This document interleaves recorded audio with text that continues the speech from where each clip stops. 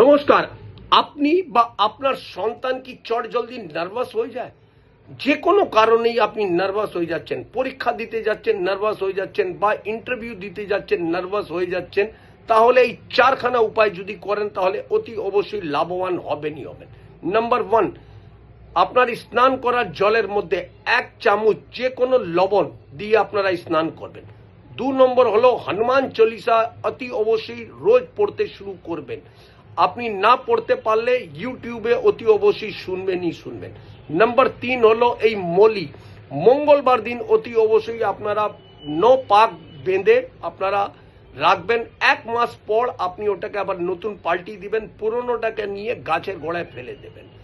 Number 4 হলো 2টে তুলসী পাতা আর একটু মিশ্রি রোজ খেতে শুরু করে দিন। ব্যাস এই 4টে উপায় করুন, দেখুন আপনার জীবন থেকে নার্ভাস একদম চলে যাবে, আপনি শক্তিশালী হবেনই হবে।